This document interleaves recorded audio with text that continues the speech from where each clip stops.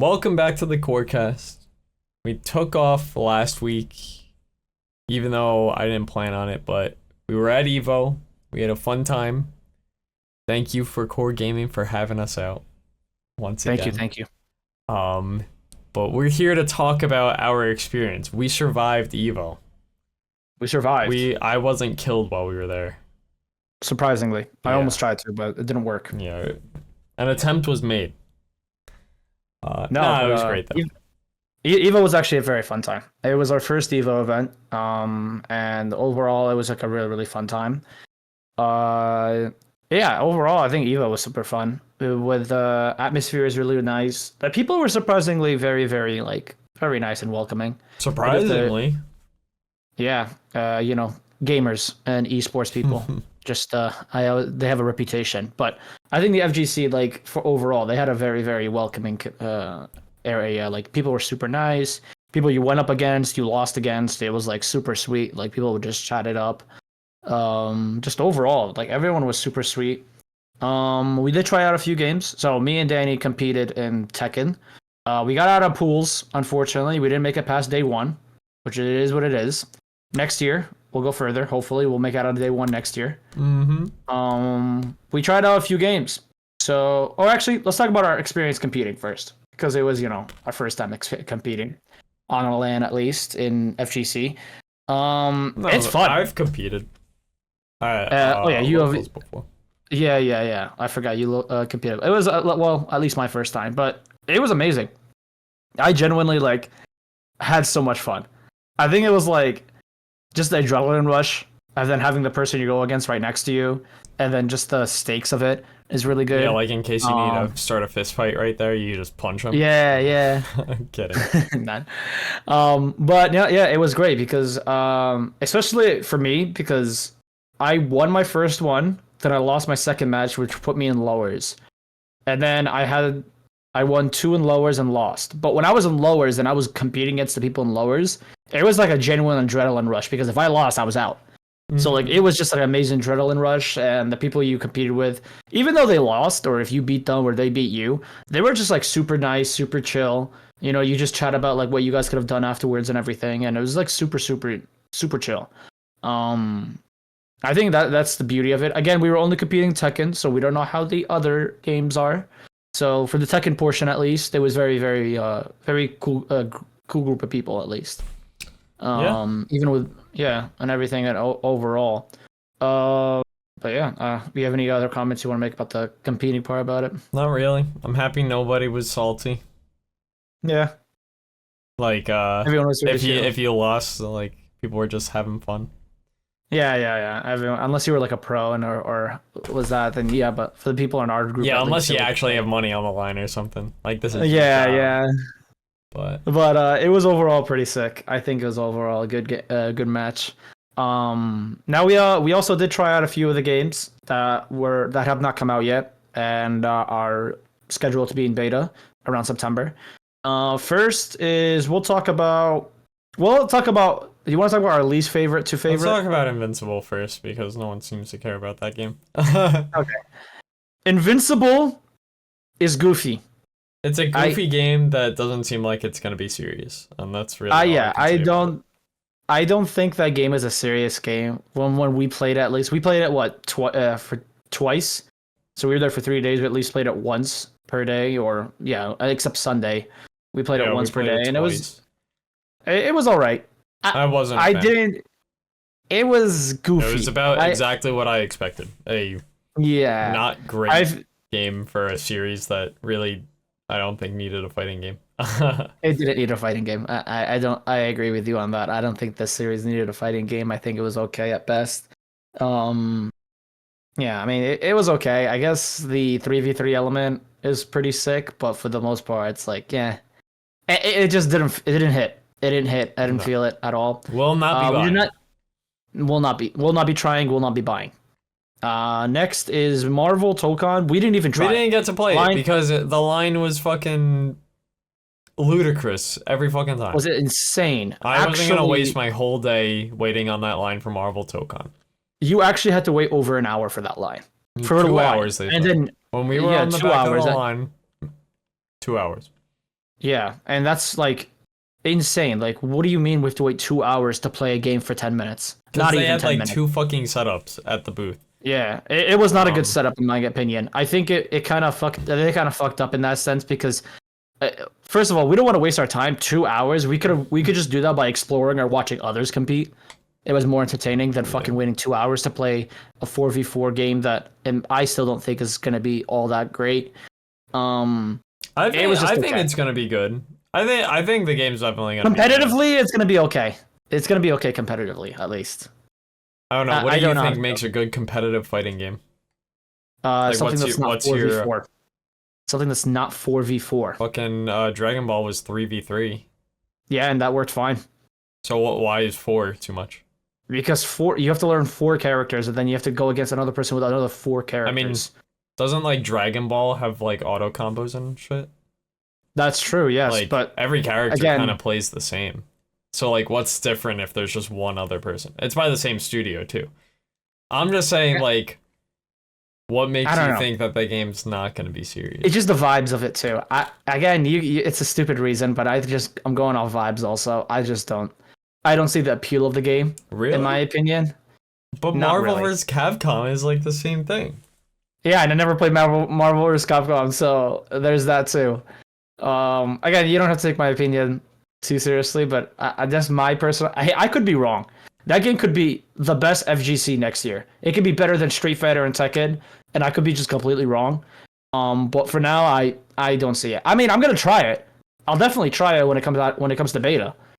But, like I'll give it a shot. I'll play it here and there, and just to see my opinion on it. But it's okay. It was okay at best. But the big thing that we tried was 2XKO. That felt really fucking good. I am surprised in a sense where how well it was presented. I was not a fan of 2XKO when they had Alpha Lab, and now I cannot wait for 2XKO to come out. I To put feel in like they context, fixed the fucking game. yeah, we only played Alpha Lab 1. We did not try out Alpha Lab 2, unfortunately. But from Alpha Lab 1, from what we tried to compare to now, massive difference. Like it's Yep. night and day.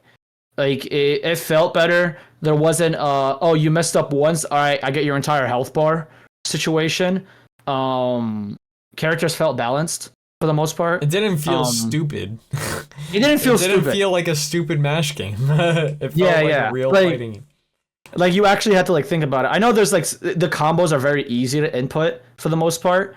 But that's not what the bread and butter is. It's the fact that like when you play so we were playing 2v2. The only mode they had was 2v2, but like 2v2 in the sense of like there's another person on your team. That 2v2. There was never a 1v1 when you could choose 2 players. So we only played the 2v2 version.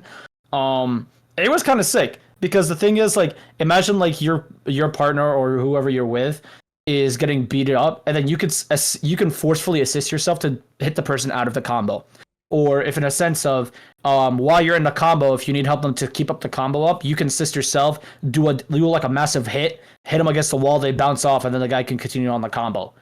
I think it matters a lot with the pairing of it and the sense of how it felt. Vive felt easily the strongest out of the entire cast we played. It was who we played was presented for us. It was Vi, Jinx, Echo, Darius, Ari, Yasuo. Yasuo, Braum. Yasuo, Braum, and Alawi. They were the ones that were presented. We could only play. They did say they are adding more characters. Again, from the last episode when we talked to Baro, they are hopefully adding more characters and they are listening to the community. So again, we're gonna get a small amount. Actually, they did say they have 10 characters ready in total. For launch. Like For for launch. full release of the game. That does not necessarily mean the Full beta. release. Whenever version So- 1.0 comes out, there will be 10 characters. They said. Yes, they have. That's what they said. They have 10 characters locked and loaded. Again, like fully ready. They're coming out with them. But in beta, we're probably gonna see them trickle and release some and teased a little bit of them. But for now, for the full release, they will have 10 characters. We actually managed to interview the head developer, Sean. That video is on Twitter, I think, right? That is videos on Twitter. Yes, you can check it out on Core FGC. Yeah, he was a super nice guy. Like genuinely, like he was very down to earth. He really understands it. We talked to him also. We were asking questions about the esports side because that is going to be the biggest moneymaker when it comes to XKO. And he did say he understands that grassroots events and also like locals are what make FGC, and they understand that. The positive side is they're not going to be like Nintendo where they remove Smash. They are going to keep it in Evo, and they are probably going to have their own like quote unquote masters, like you know how Gear has their Arc World Tour or Tekken has their Tekken World Tour. They are probably going to have their own, but they are going to again keep their game in Evo, which is a good thing. Very, very, very smart thing to do. I think the game is great. Like I had no issues with it. I think we played it like a bunch of times. I think we played it like 4 or 5 times. We played it at least once every day, but I think we played it twice on 2 of the days. So we played it like 5 times. Yeah, we played it like 5 or 6 times. It was really fun game. Like we genuinely had time, and the lines weren't long. You played a best out of 3. It was great. Or you could play like another. There was another line that was like like first to 10 stat. Yeah, that was like a longer line. Well, no, it wasn't a longer line, but it was a longer wait. Yeah. But no, it was again super fun game. I don't know if Danny has any other opinions on the game or if anything. It was peak. Can't wait. Yeah, September beta comes out, so I'll September 7th or 9th. Yeah, September 7th. It will be coming out. Yeah, I mean we're gonna be playing it a lot. I know Baru is super excited about the game. It's really really nice. And yeah, now we get to talk about Sunday. Top 8. So what? Top 8 on Sundays. Games. We saw the end of Mortal Kombat top 8. I believe we saw Fatal Fury top 8. We saw Guilty Gear. The end of Guilty Gear. And we saw all of Tekken. Did not watch Street Fighter, but I saw Menard one. Yeah. Good for him. Yeah, no, Menard, he's a legend. I don't really remember who won for Fatal Fury. I don't really care too much about that game.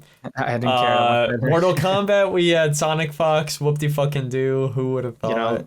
You know, he's got a lot of EVO titles now. Good for him. I hope not that I hope fucking Mortal Kombat dies, even though like it's kind of getting there.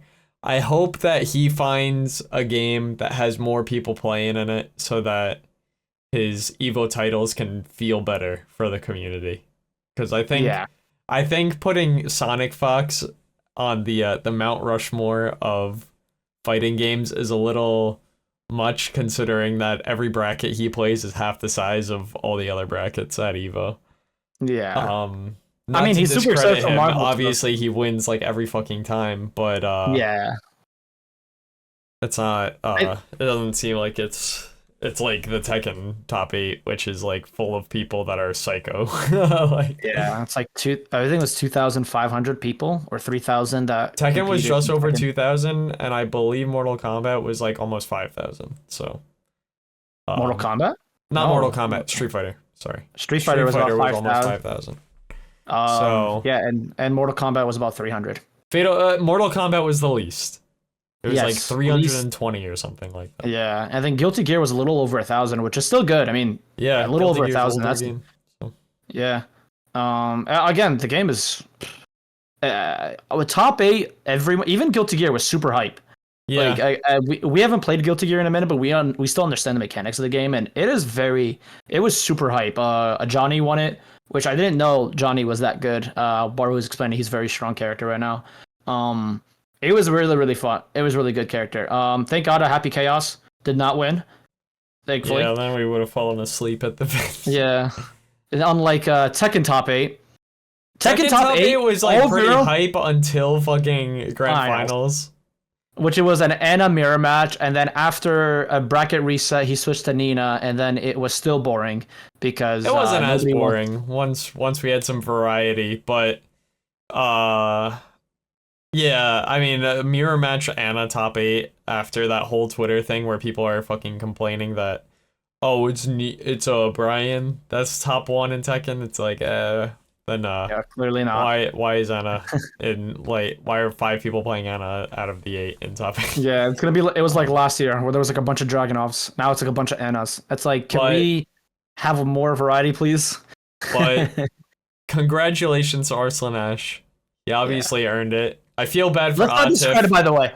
I want to explain this. I saw people like complaining and discrediting. Oh, he's a tier whore character. It's like, He yeah, still won.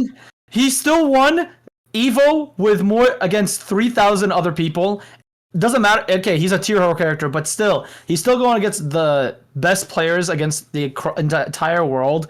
Let's not discredit that. 6 Evos weights a lot more than I feel like than Sonic Fox's 8, because that 6 because Tekken has always been consistently one of the highest submitted games yeah. when it comes to Evos. So let's not discredit Arslan Ash. Arslan Ash is on the Mount Rushmore of FGC.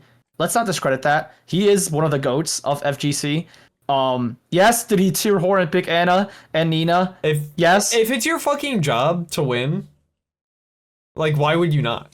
You know? Yeah. Like, for example, like Sonic Fox, I don't know if Cyrax is like the best in Mortal Kombat. It sure seemed like it, but like if it was my job to fucking win, I'm picking the cheesiest person in the game. Like, I don't give a fuck. Yeah. And like, you know what? Like, the thing with Arslan too, and Atif especially at many tournaments plays different characters. So he can play like anyone on the fucking roster. If you ever go online and see Atif's Brian, it's fucking disgusting. If you go and see, like, he's got arguably the best Dragunov in the world. He's got the best like couple characters in the world. But if it's your job to fucking win Evo, pick the fucking best one. Like, yeah. Obvious, like Arslan Ash has won Evo in other games picking characters that aren't as fucking stupid. I know in Tekken 7 he was picking people like Kazumi and stuff when Geese Howard was the best person in the game. So it's not that like he only wins because he's a tier whore. It's like you don't win Evo 6 times just by picking the best character. I beat an Ana in my fucking bracket, so that guy was in top 8. So yeah. Again, yeah, that's what I'm saying. I think I saw a lot of people discredit that. Yes, did he pick the best character and the most broken character? Yes, but still, he still won against Evo, and he still won against people that have been playing the same character for years, even back then. So let's not discredit him. He's still one of the GOATs. He's still, again, you can argue one of the GOATs, or if not the GOAT of Tekken. But yeah, he is he's up there. But overall, I think the Evo top 8s were good. I think they were hyped still. Even Fatal Fury, like, we didn't really understand the game much, but it was still kind of hyped. Yeah. I was very excited at the announcements that they had during the top 8s. Ooh, the announcements was really good. First being Armor King trailer for Tekken was banger. It was like, super banger. I can't lie. That shit was. I think that's the hardest release they've ever done. I was thinking about playing him, maybe not as my main, but like picking him up definitely before. But now I'm like, if he's good and he's as fun as his trailer looks, I might main him. I don't know yet. Then we got the trailer for the new Virtua Fighter project, which we haven't had a Virtua Fighter game in like more than 15 years, I'm pretty sure. And it looked really cool. Looked very well choreographed. The mechanics look cool, even though it was just a quick trailer. We got that new announcement for Tekken.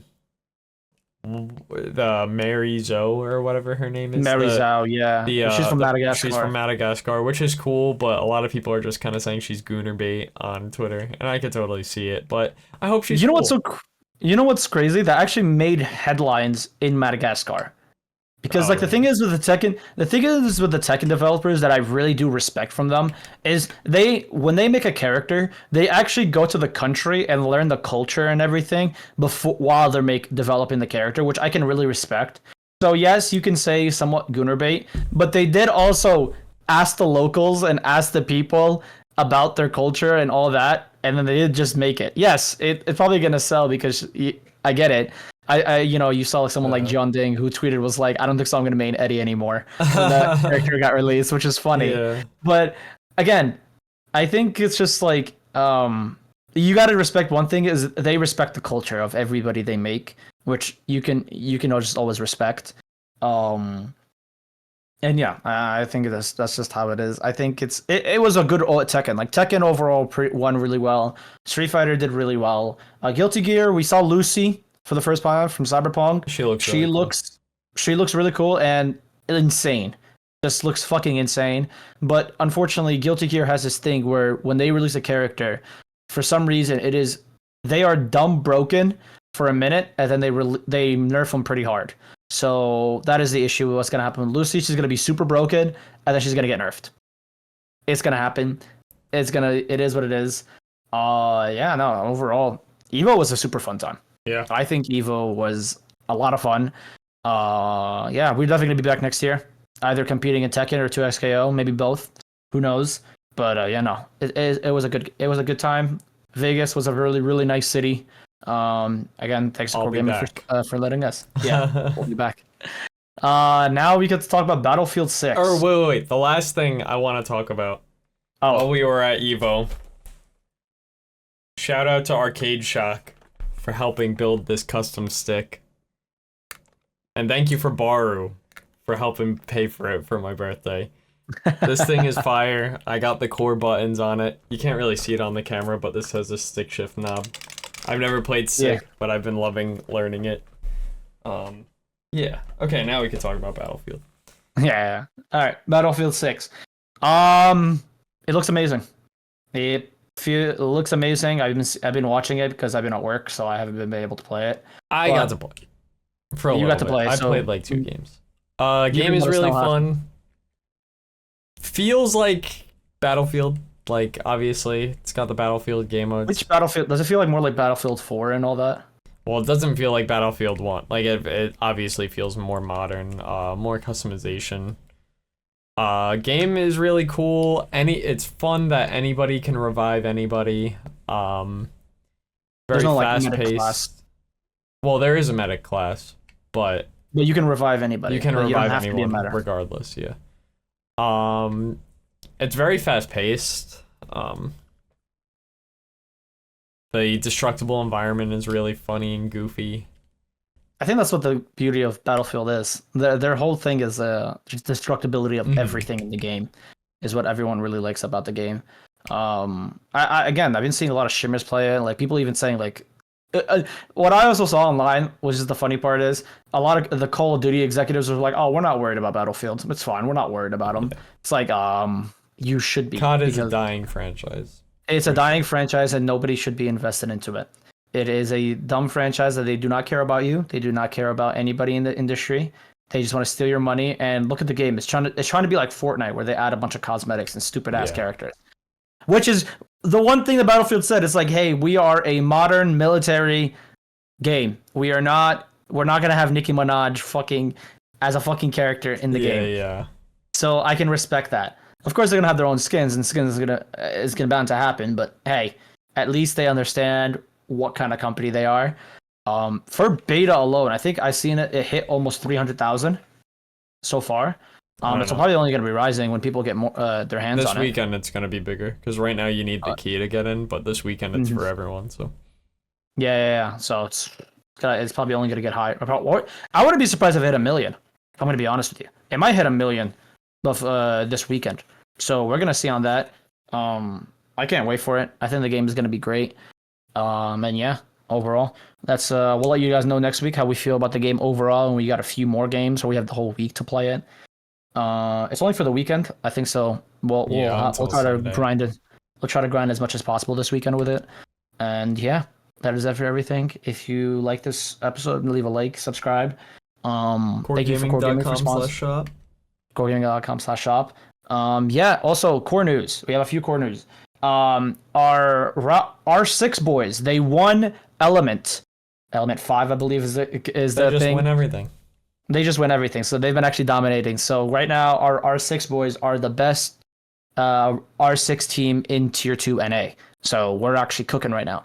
Our Valorant boys also, we had just massive upset. We just beat the number 1 seeded team in Challengers in Envy. And now we have secured our spot in playoffs. So where does that put us then, in terms of our seed? Well, now we're at least a top 5 team in the league now. At least we beat the number 1 team and we went 4-1. Hey, does anyone else have a 4-1 record? Maryville University and Qbert just went undefeated. They beat Envy also. Oh, really? So yeah, we're at least. I think right now, in form, We're like top 4, really. We're like a top 4, top 5 team right now. Into so our esports teams are doing great. We're fucking cooking right now. We're only getting better. I did say I would shave my head if we made tier 2 or we made tier 1. So we'll see about that. So if you guys want to see me bald, support the core Valorant boys. And yeah, thank you guys for watching. Goodbye. Bye-bye.